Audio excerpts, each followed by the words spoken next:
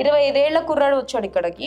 So అతను 3 నెలల నుంచి షోల్డర్ జాయింట్ పెయిన్తో సఫర్ అవుతున్నాడు. సో ఇతనికి మెయిన్ ప్రాబ్లం ఏంటంటే మెయిన్లీ రేంజ్ ఆఫ్ మోషన్స్ తిప్పేటప్పుడు, ఎస్పెషలీ టీషర్ట్ తీసేటప్పుడు, ఒక సైడ్ పడుకునేటప్పుడు, ఎస్పెషలీ నైట్ టైం చాలా పెయిన్ ఉంటుంది.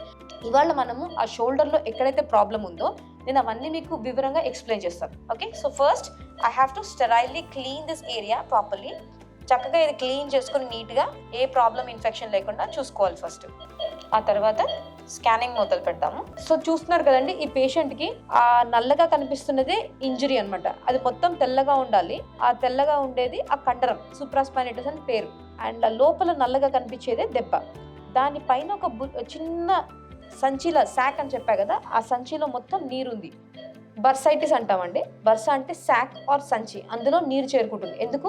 ఎప్పుడైతే దెబ్బ తగులుతుందో ఆ వాపు ఆ సంచిలోకి వెళ్తుంది. నేను లోకల్ ఎనెస్థెటిక్ ద్వారా దాన్ని ఇప్పుడు చిన్న సూది ద్వారా అక్కడికి వెళ్ళి ఫస్ట్ ఆ వాపు తగ్గిస్తాను.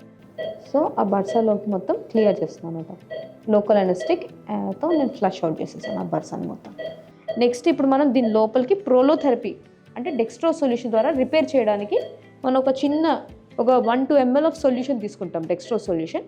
సో ఆ చుట్టుపక్కల ఉన్న కండరాలు కానీ ఆ చుట్టుపక్కల ఉన్న కార్టేజ్ కానీ ఎప్పుడైతే బిగుసుకుపోతుందో, ఎస్పెషల్లీ ఫ్రోజన్ షోల్డర్ పేషెంట్స్లో దీన్ని షోల్డర్ హైడ్రోడైలేషన్ అంటాం. హైడ్రో అంటే వాటర్, అంటే నార్మల్ సలైన్తో దాన్ని ఎక్కడైతే ప్రాబ్లం ఉందో అతుక్కుపోతుందో అదంతా రిలీజ్ చేస్తాం అనమాట. సో మళ్ళీ చిన్న లోకల్ అనెస్థీషియా ఇంజెక్షన్, చిన్న ఇంజెక్షన్ అండి.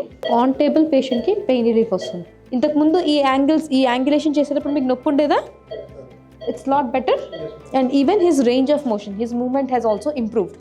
సో ఆన్ టేబుల్ పేషెంట్కి రేంజ్ ఆఫ్ మోషన్లో కూడా ఇంప్రూవ్మెంట్ ఉంటుంది అండ్ వెంటనే పెయిన్ రిలీఫ్ కూడా వస్తుంది.